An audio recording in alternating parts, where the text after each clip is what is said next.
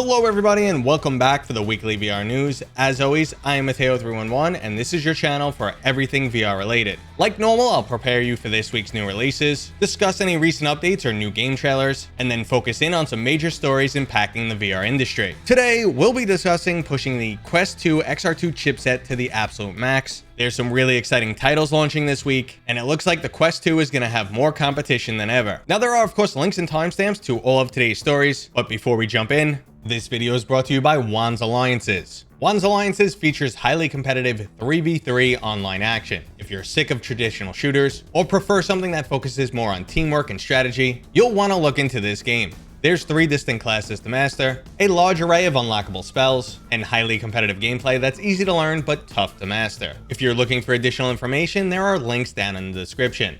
Okay, so let's start things off like normal with this week's new releases. And first up is the anime-inspired co-op sword fighting title, Altair Breaker. Now, I have played through this title and will have coverage up later in the week. But to give you guys a little bit of a tease, it reminds me a lot of Sword Art Online. There's excellent combat, beautiful graphics, a leveling system, and a 4-person gameplay loop that many will find addictive. If co-op's not your style, it's still quite fun to play alone, and I'm looking forward to sharing more of this game with you guys when my video releases later this week. If you are interested in seeing that video, don't forget to subscribe. Now, on that same note, Red Matter 2 is also releasing this week, and it's looking to push the Quest 2 to its absolute max. This is another title that I've already played through, and I can't wait to share my experience. If you're not familiar with the original Red Matter, it's a story-driven puzzle title featuring some amazing graphics, and in my opinion, the sequel takes every aspect of the game to the next level. They've upped the graphics, introduced plenty of new mechanics, and significantly increased the gameplay length without padding it full of tedious puzzles. Okay, so let's move into some game updates, starting with a new trailer for Nerf Ultimate Championship. Now, as of making this video, this game is only 10 days away from release, and you can wishlist it right now. This is a new 4v4 competitive shooter featuring authentic Nerf blasters, 3 separate gameplay modes, and some unique parkour movement. They're also going to be running season passes, which will introduce new blasters, and this looks like an excellent title for all the Nerf fans out there. There's plenty of competition in the VR PvP arena, but this one looks to have a unique twist, and I can't wait to jump in and start shooting some darts. But if you're not looking for competition, or you don't want to purchase any games, we have Sail VR. With a free demo currently available, you could jump into this open world pirate title, take down enemies on land or by sea in ship-to-ship battles. Utilizing voice commands, you'll feel like a true pirate captain. So scour the seas for riches and enhance your ship along the way. If you're interested in trying this title, a link to the demo is available down in the description. But sometimes new games just can't compete with the classics, and that's why I'm happy to report that the VR mod for Half-Life 2 is coming next month in September. Now, this will be a public beta release, but I actually had access to this a few months ago, and it was truly impressive. I only played through a few sections like the beginning of the game and Ravenholm, but I was absolutely blown away. This game has stood the test of time. It looks fantastic in VR, a lot better than many of the games releasing now, and it even feels a bit like Half-Life Alyx. Even if you've already played Half-Life 2 to death, I recommend you revisit it in VR, and if you've never tried the title before, this will be your new VR must-play. But if you usually only stick to one game, namely Rec Room, I'm happy to report that on August 18th, there will be a new Showdown gameplay mode. Showdown is a Western-themed 3v3 shooter featuring a new map and 3 brand new weapons. It plays out in standard team deathmatch format, but it's a nice change of pace compared to the other gameplay modes. So if you're a fan of Rec Room or you're yet to try this title, you have one more reason to jump in. Okay, so we have one more quick game-related story before we get into some hardware news, and this is all about the studio behind Ironman VR. Developers Camouflage have recently hinted that they're working on a new title, and their full focus remains on VR.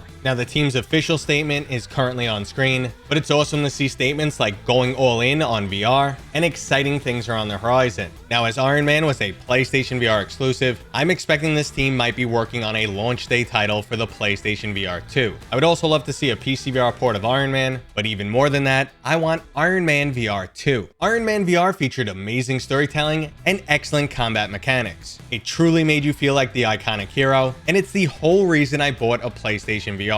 Now, I'm expecting we will hear from the studio again in the near future, and I look forward to anything that they are working on. Okay, so let's move into some hardware news, starting with a Lenovo Quest 2 clone. Now, Lenovo previously worked with Meta and helped design the Rift S. Even though this was a well-received headset, Meta has since discontinued it and went all in on standalone designs. Now, Lenovo plans to follow suit with the VR700, featuring similar specs to the Quest 2, but diverging from the standard design and including Lenovo's trademark Halo strap with a battery pack in the back. Now, I'm personally not a fan of the Halo strap, but I know many individuals love it. Now, not much else is known about this headset, but we should get some more information when it's officially unveiled later this week. The main problem with other companies cloning the Quest 2 is they don't have the same ecosystem and software support as Meta, but one company is rapidly catching up, and that is ByteDance. Recent leaks gave us a glimpse at the Pico Neo 4 headset and controllers, and now it looks like they're trying to get ahead of Meta by releasing this headset next month in September. And unlike Meta's new upcoming headset Project Cambria, which is expected to be priced around $1,500, not being subsidized like the Quest 2, the Pico Neo 4 on the other hand will be heavily subsidized. So while it looks like Meta will venture off into prosumer enterprise AR territory, ByteDance will remain focused on gaming and release a headset more advanced than the Quest 2 and won't be nearly as expensive as Meta's new headset. Now, if this is all true, this is the device that I want. A true standalone upgrade that keeps the focus on gaming. Now, I did mention though that hardware is only one part of the equation, and from my previous experience with Pico, they are still lagging behind Meta in that respect. They are, however, making a huge push into software development. So I think the competition is finally real, and the landscape might actually change over the course of the next few years. But let's focus in on getting maximum performance out of the current generation of the Quest 2 XR2 chipset. Now, when it was announced that Project Cambria would be using the same XR2 chip, it was a serious disappointment to say the least. Now, the Quest 2 currently has a resolution of 1920 by 3664.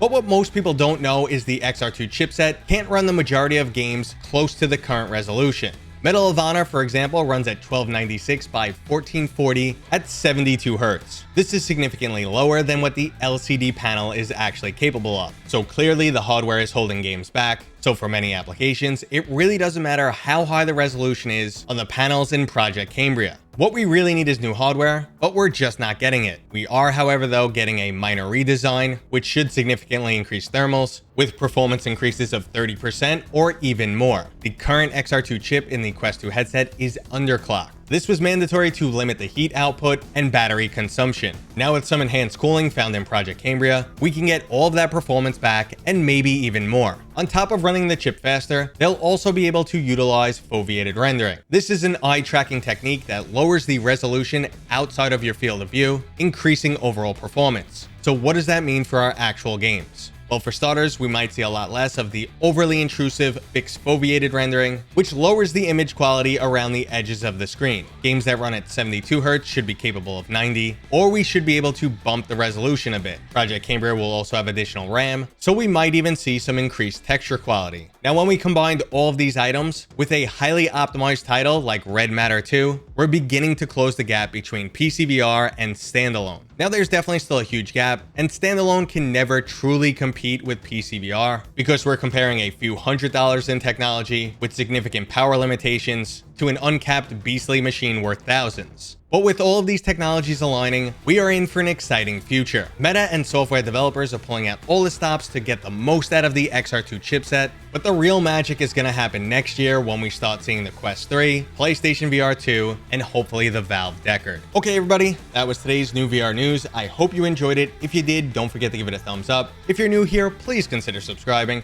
And as always, I will see you guys on next time.